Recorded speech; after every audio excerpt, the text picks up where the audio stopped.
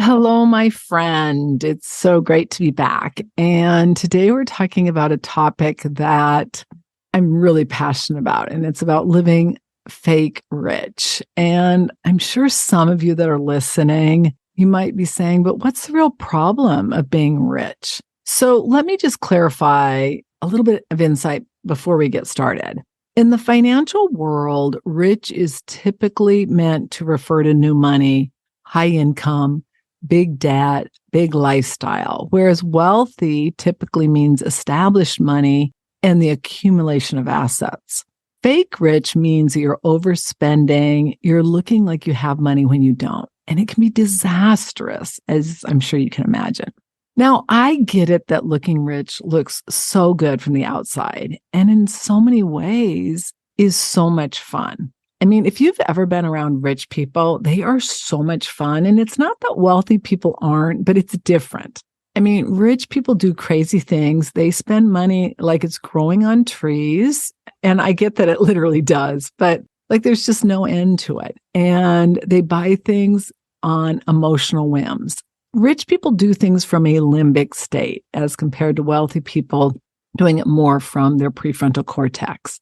And while it is often attractive looking in and even experiencing it, the difference between you and me is that I have seen thousands, if not tens of thousands of people in my career who, because they lived rich and loved the moment in life and didn't understand that they could enjoy life now as well as create a financially free future that they also loved, and that the two were not mutually exclusive, meaning somehow people that are rich think that they have to enjoy it right now. They don't understand you can enjoy it now and still accumulate money for retirement. Or sometimes they have a partner who is living rich and they don't even know it. I can't tell you how many, typically women, not always, but a lot of times women and even children of people who lived rich who said, I thought we just had a ton of money, and never really looked into it until they found out that no, they don't. They are just living high on the hog. They're living beyond their means, and they end up in a really ugly, broke place, which is never attractive. It's never ideal. And some of them are destitute. A lot of times, the only thing they're living on is Social Security.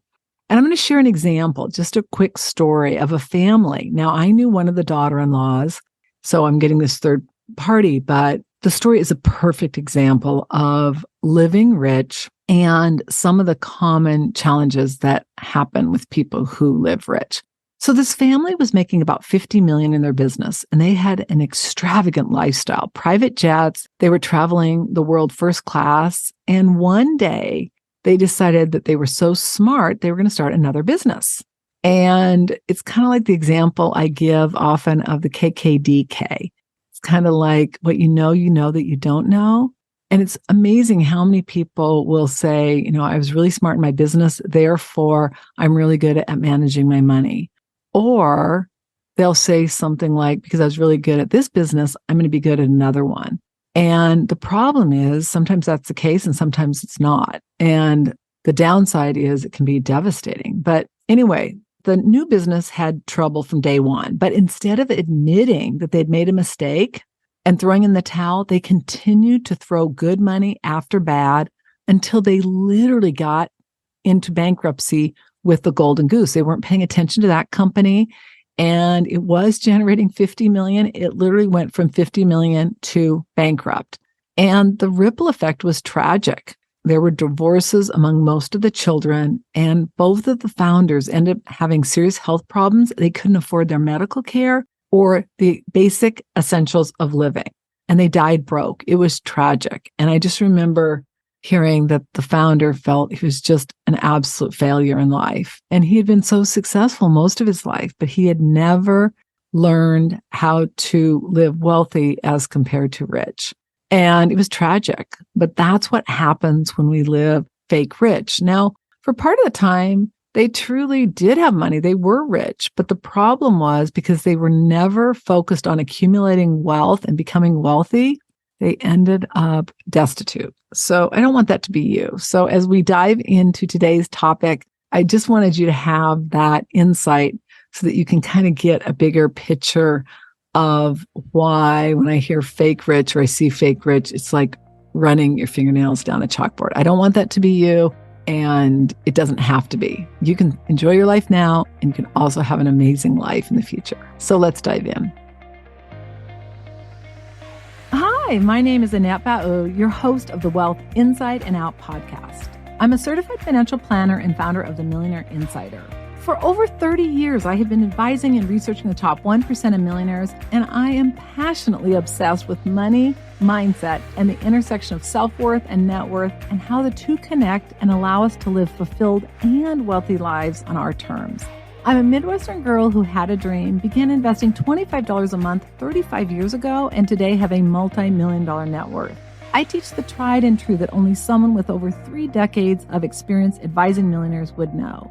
This podcast is different, about much more than money. We talk about mindset, success, money blocks, worth barometer, and all aspects of money and topics from practical manifestation, along with real-world how-to and everything in between, with the goal of making your journey easier and more fun. Think of this as coffee, actually matcha tea, learning real-world common sense money and life advice from a BFF that you can start applying today. If you want to create a financially free life you love, you are in the right place, my friend. This is the Wealth Inside and Out podcast. So I just gave the example of the $50 million family. And so I wanted to give 2 more examples that are more applicable to average people. So you might be thinking, well, Annette, I don't have $50 million or I'm not making $50 million. So I want to give you one that might be a little more applicable. So there was a woman that was in my workshop, and her husband had been just, getting by. They were okay financially, not great, but okay. And both her mom and his mom died, leaving each of them $1 million. So they inherited $1 million each, and the husband was a CPA, so he handled the finances. So everything seemed fine. They went along. They started living a lot more extravagantly, enjoying life, going on a lot of trips, buying just consumable goods, not necessarily appreciating assets, but more ones that depreciate, like cars or trips or things you want, that are just kind of like, you're enjoying them in the moment, and then they don't add any value to your estate. Well, make a long story short, when she came to me to our workshop and she shared this story with our group, she explained that one day her husband came and said he wanted a divorce. And she was like, wow, well, I don't know what this is all about.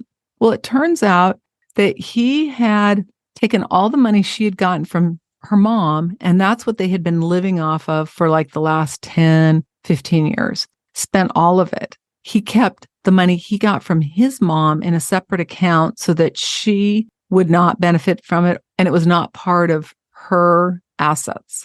Now, the most disturbing part of this is I feel very strongly that you want to do everything you can to avoid lawsuits. You want to do everything you can to not cause additional stress or additional problems or go down the path where you're spending a lot of money on attorneys. That said, I also think you've got to have backbone that when somebody wrongs you, you take action on it. And she was just very uncomfortable having any confrontation. So here she was struggling, had to go back to work, didn't have enough money to pay her bills. And if I would have been in that situation, or she would have listened to my counsel, I would have said the first thing I'd do is just contact an attorney. You can hire them for an hour or so, talk this through with them and see what they say. Number 2, I would have contacted the CPA board and given them the scenario. And then the third thing I would have done, depending on what I found out, is taken legal action. I pretty much bet that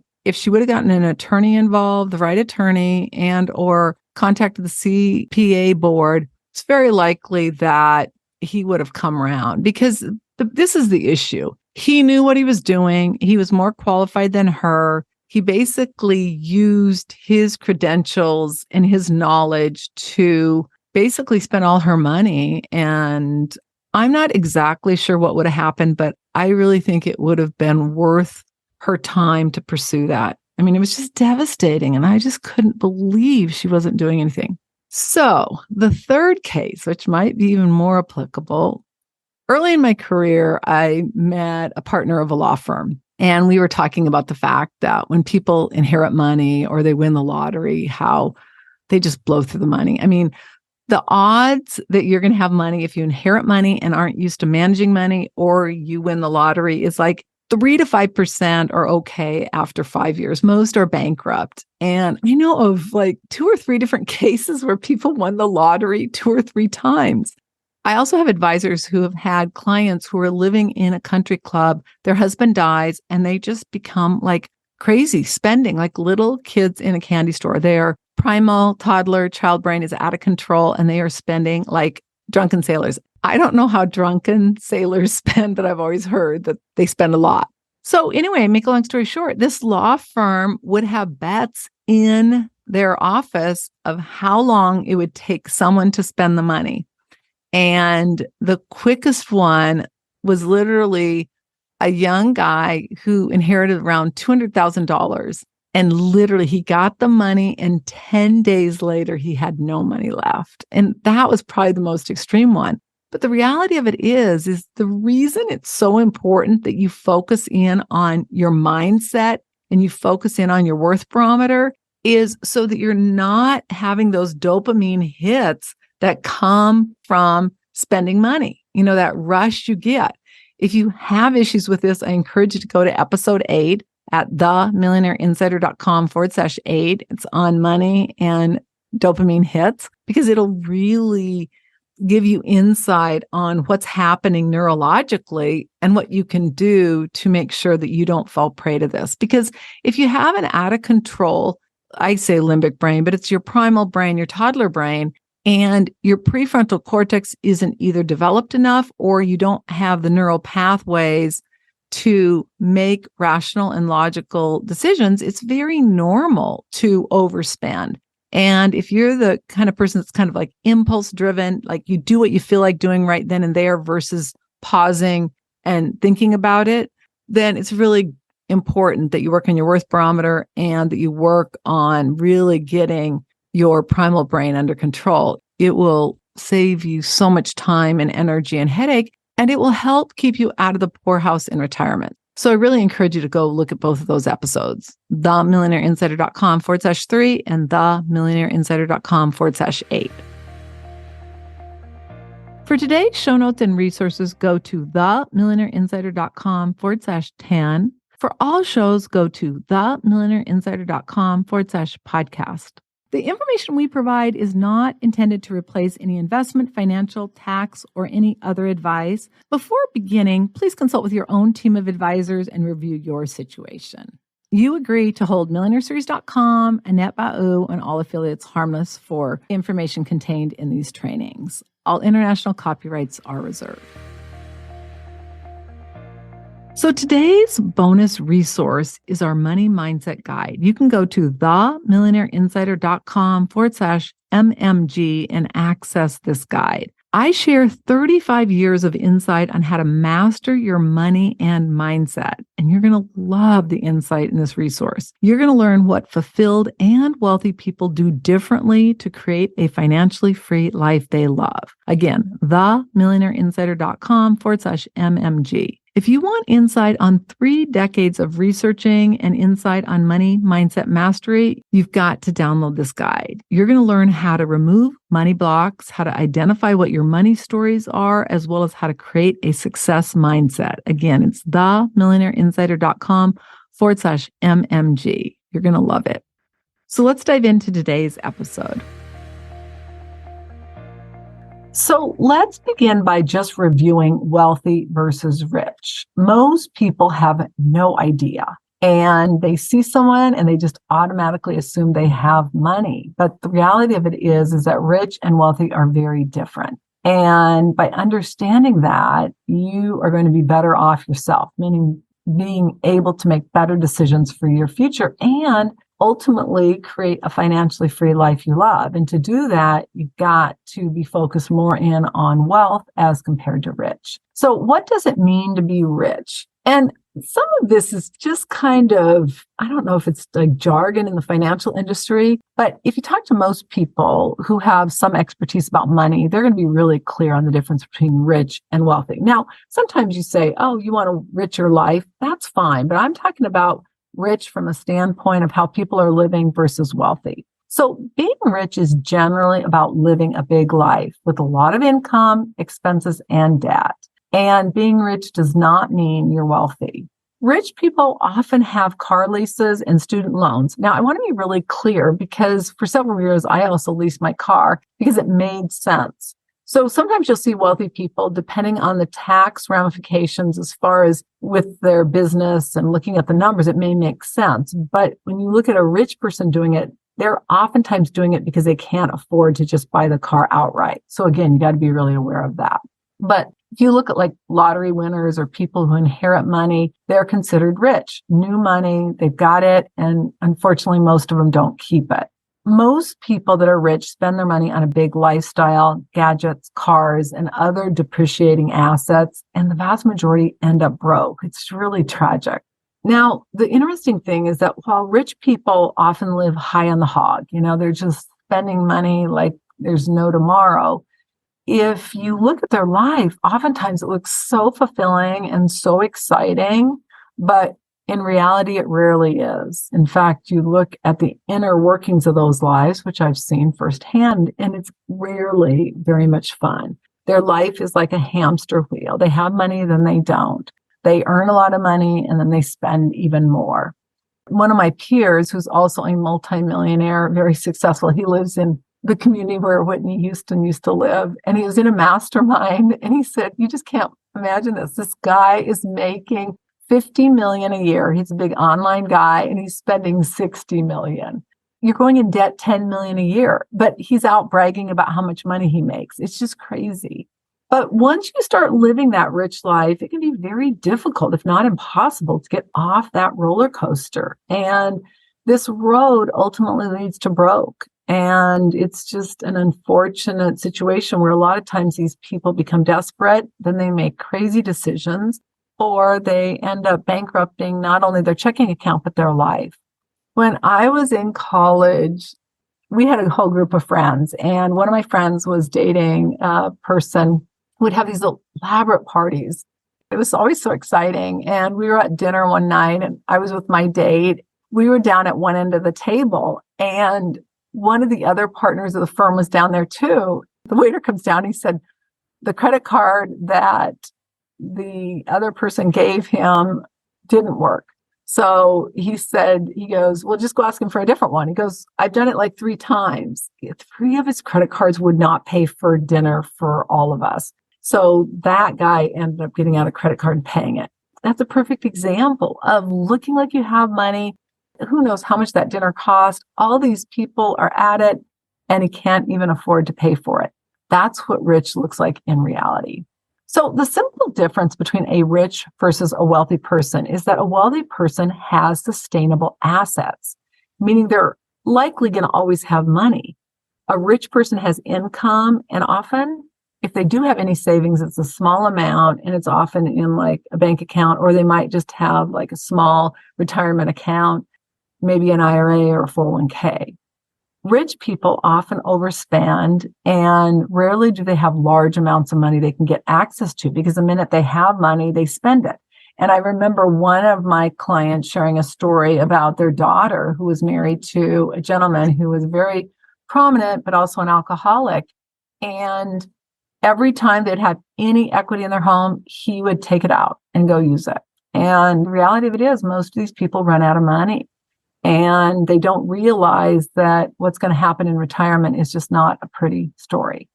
I shared just briefly on episode 8 about 2 funerals we were at. One was of a wealthy gentleman and another one was of a rich gentleman. And the interesting thing about the wealthy funeral is that no one there looked like they had money. And I know personally a lot of people there had a lot of money, meaning millionaires, multimillionaires. The rich one, we literally pulled up and I'm like, this is like a car show. They had McLarens, Nobles, crazy money. I really should say crazy dad, because when people, it was interesting because that was a younger group of people. they rarely have that kind of money to be able to afford that. Then you go in, everyone, I mean, the sunglasses in there. I was thinking that, and my husband, who doesn't normally pay attention, he said, there's more money spent on sunglasses in this room than we own in our 4 cars combined. And it was crazy. I mean, it was like a fashion show. It was like, who had more money? And it was really, I felt like it was really about being seen. And I guarantee you, if you compared the financials to the two groups, you would be blown away. The average person would never have known that. Now, as I mentioned, in this situation of the rich person, I personally knew him, very nice guy, reached out to me several occasions, sharing that he was ready to stop spending money and really start accumulating it. The problem is it never happened. And the reason being is what I refer to as a dopamine rush or a dopamine loop. You make money, you spend it, either in your business to make more or personally to look like you have money. And you get into this loop. Oftentimes people don't even know they're in that loop. They get so much outer attention, it can become addictive. And it's likened to a drug or an alcohol addiction. But unfortunately, it's much more socially acceptable. So if you're making money and spending money, people are like, wow. Whereas if you're over drinking or overeating or a drug addict, it's not so much. Meaning the tribe, our community, people are not looking upon that favorably. The aftermath of living rich and dying broke can be devastating, especially for people who are dependent on those. And I know there's such a big push of, I want to die broke. Well, when people are reliant on you for money, it is a disaster. And even your own affairs are often a disaster when you're living rich and you don't have money. One of the biggest problems with people who are living fake rich is what I refer to as that dopamine hit. And in episode 8 at themillionaireinsider.com/8, I dive into it. But just as an overview, we all have neural pathways, and those are basically habits. And sometimes once they're formed, they can be really hard to break, and especially ones that are really dopamine driven. Spending too much time on social media, playing video games, anyone that's ever had a drug addiction. For some people, it's eating their food. For some people, it's just eating. For some people, it is working out. I mean, there's a lot of things that give us a dopamine hit. And when done in moderation, it can be really good. But when done excessively, it can be a disaster. And I once heard a doctor say that if people would eat fast food one day and have a heart attack the next, there would be a lot less burgers, fries, and Cokes being consumed. The problem is that it takes years of that behavior until the health issue occurs. The same thing is true with money. You earn money, you spend it, and then you make more. And most people who are on that dopamine loop, make money, spend money, don't even know it. They make more, they spend more, make more, they spend more. They never get out of it. And when you're in that loop, it feels really good because dopamine feels so good. The end result, plug your ears, is literally HELL during retirement and death. And I've just seen it so many times. I mean, that's why 75% of people over age 65 living in poverty are women. And they weren't broke. Many of them weren't broke or poor while working or married. And what's interesting about it, there's some different opinions as far as how many people rely on Social Security solely. One says like 12%, one says 40%. If I were to look at my data, I would say it's closer to 40%. And when I talk to other advisors, they say the same thing. Well, if you think about it, the vast majority of those people are women. So now you're basically living on, I know people that are living on as little as like $1,100 a month, $1,400 a month. That's all they have. It's just absolutely mind-boggling. So let's look at a few more problems as far as living rich. So it often involves taking significant debt on to maintain the lifestyle. This can include credit cards, loans, or other types of debt. And over time, that interest starts adding up. Now, in addition to owing the principal, they also owe all the money that's accumulated from the interest. Overspending is often common because what these people do is they're always looking at buying something because they love that hit you get. I mean, I remember kind of being in a dopamine hit where if I got stressed, I would want to go shopping. Now I can't stand shopping. I dread shopping, but I can kind of remember it. And I remember for 1 year I was on TV. I was the chairman for the Financial Planning Association, and I would talk whenever they had a question. And I remember the woman saying, but I love buying boots, the woman that was interviewing me. And I said, well, that's, all great. But, the reality of it is that, when you have those urges and you don't have them under control, it's kind of hard to get out of that loop. But I remember at the time thinking, yeah, I get it. When you get stressed, because she said, I have so much stress. And then we were off camera and she's like, my job is so stressful and I just want to go buy something. And sometimes I'll end up like 5 pairs of boots. I'm like, okay, yeah, that is a little excessive. But we all do it at different levels. And so we just have to be really aware of that, because overspending can eat into our savings and make it much more difficult for us to build wealth that we're going to be able to use in retirement. All right. Lack of savings and investing, meaning people that are fake rich oftentimes prioritize spending over saving, and it leaves little left for them to save for emergencies or retirement. And they can't weather any financial storms. It's fascinating how few people have money even for an emergency. Most people are living paycheck to paycheck, and it's because of the choices they make. And just start paying attention. Like, I'm always fascinated when we go out to eat. And as I mentioned, us going out to eat, it's a big deal. We don't go out to eat every night. And I try to explain to my kids, you cook at home. Now, my one son's such a bad cook, it probably is cheaper for him to eat at home. It's terrible to say. But the reality of it is you go out and you look at these people and they're just ordering everything. They're not even aware of it. And you can just tell by looking at some of them that they're not okay financially. And I think those are just things to be aware of, because it gives us clues on our own behaviors. One of the things that living fake rich also does is it sets up an inability to cope with financial setbacks, meaning you lose your job or you have medical expenses, you can't afford them. And the problem is people oftentimes are so focused on maintaining an appearance, living beyond their means. And that requires energy. It requires focus. And it's exhaustive. I look at people who have gotten themselves into that mess, and it's just kind of like a roller coaster ride. And they are trying to keep up with the Joneses. They're trying to look like they have money. It impacts their social status, their self-esteem, literally every psychological aspect of their mental health. And these factors can lead to difficulties, as I talked about, bankruptcy, foreclosure, poverty. And, it's so tragic when you see someone who made good money their entire life, they just never got around to saving it. And I unfortunately see the women who are now divorced from the spendthrift. And it's devastating. But sometimes it's the women that overspend. So it's not just a guy thing. It's just I've seen in my career a lot more women who really had the impact of that. By building savings, avoiding debt, and investing in assets that appreciate, a person can build so much more long-term wealth and stability and avoid the pitfalls of trying to look like they have money. It's so important. So what does fake rich versus real rich mean? Well, hopefully you're getting a picture of it. Living fake rich means you're presenting yourself as having more wealth or income than you actually have. What happens to people who are living fake rich is they purchase expensive items and services they really can't afford. And even if they can afford it, what ends up happening is then they can't afford the other things they need, such as retirement. And they often take on more debt to keep up that image. And oftentimes this is cultivated by social media and other platforms where people are looking at them thinking they have money. So I didn't see the story on social media, but it was hysterical. I guess there's some guy, he's showing all of his cars. They clearly total over $1 million, living in $1 million house. And it's really funny. And I don't know how it came about, but I guess someone showed up and turned out he was living in his parents' basement. None of those were his. He didn't have any cars, didn't have any houses. That's the problem is with social media, you can look like you have money. And it's so much more attractive for somebody to look at you and go, oh, they've got money, than somebody saying, oh, they're broke or they don't have any money. But a person living beyond their means oftentimes prioritizes appearance over financial stability. And it really stems from your worth barometer. TheMillionaireInsider.com/3. You've got to heal your worth barometer if you're ever going to have a relationship with money.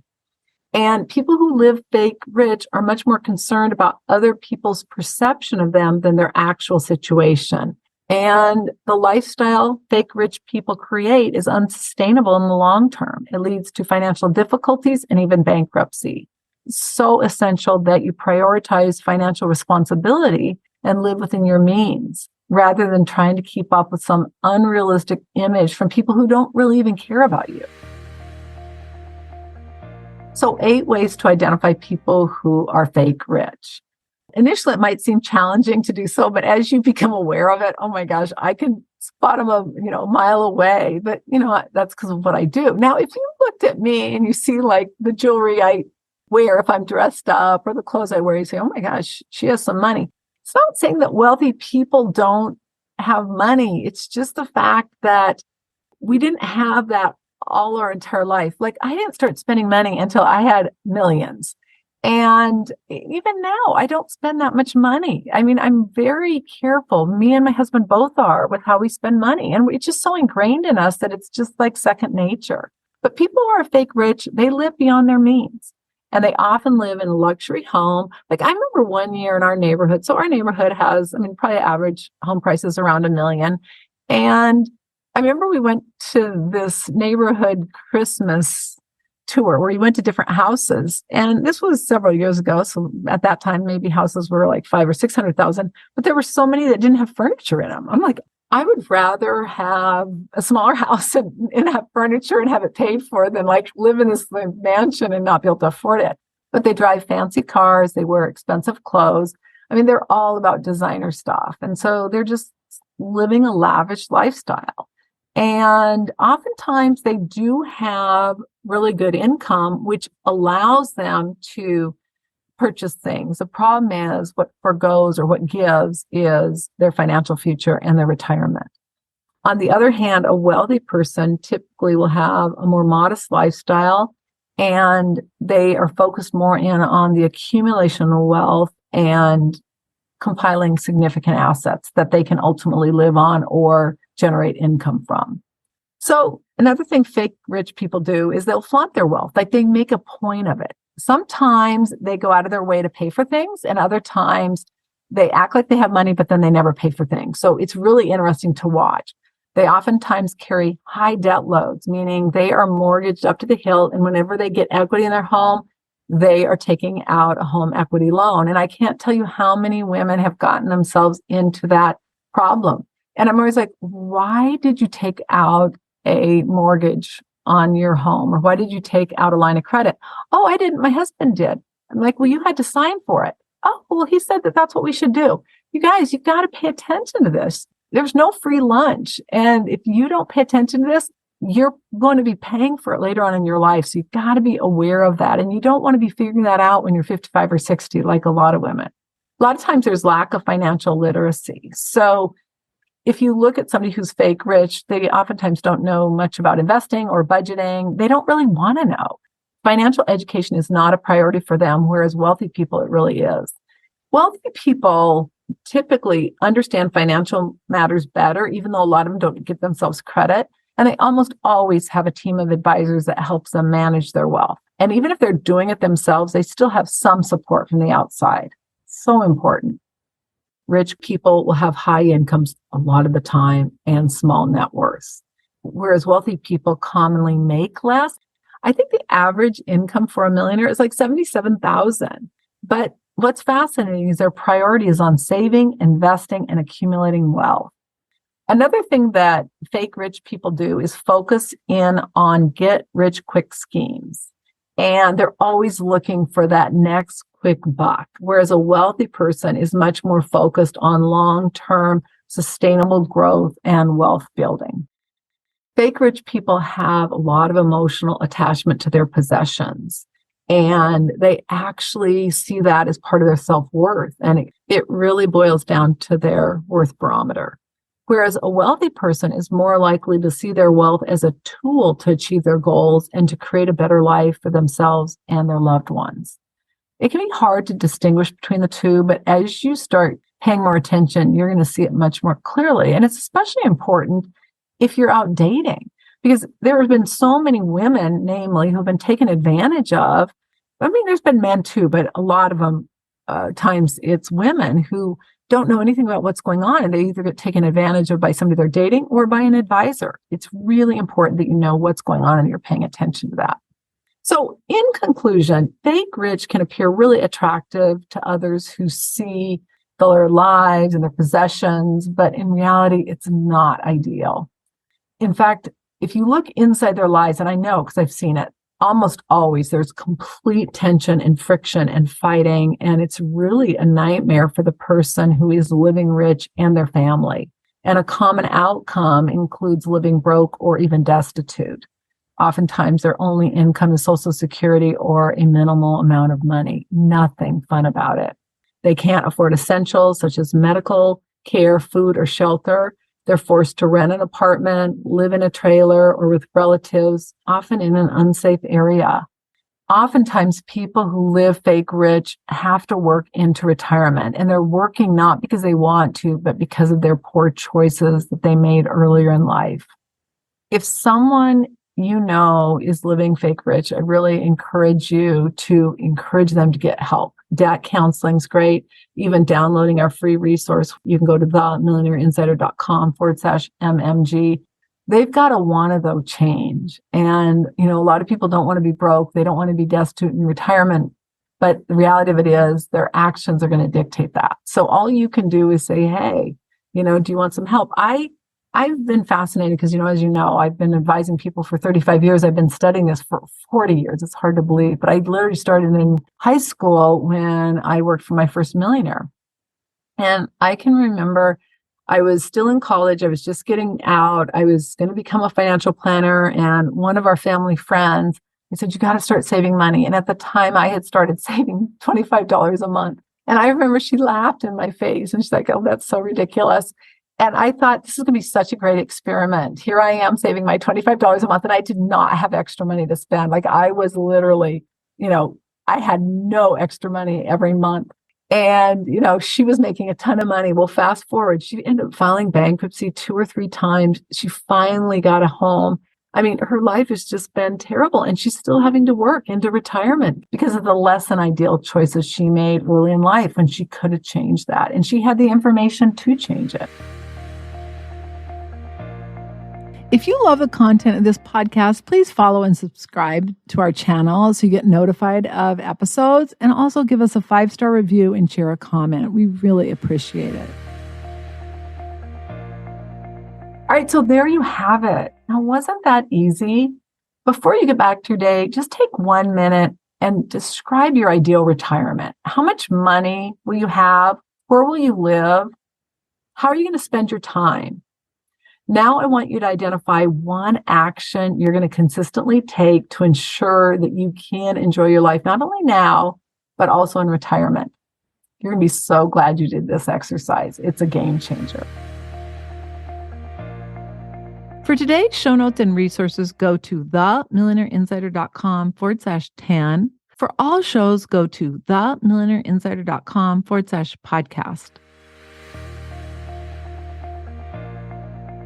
Congratulations on taking another step to create a financially free life you love. If you're not sure about your financial future or that it's in order, or you are ready to stop worrying about money, or possibly the fear of becoming a bag lady, ending up broke in retirement, or you simply are ready to know your financial house is in order so you can have a bright financial future, please go to themillionaireinsider.com/NSF. And that doesn't stand for non-sufficient funds. It stands for Next Step Finance. It's the next best step of what you need to do so you can avoid an NSF notice in your future. Again, themillionaireinsider.com/NSF.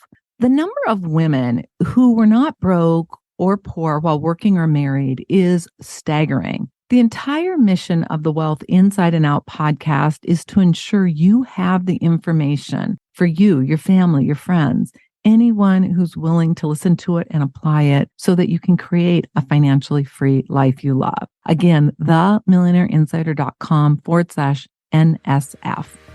Until our next episode, take one action that will help you create a financially free life you love. I'm Annette Ba'u, your host. All international copyrights are reserved. Bye for now.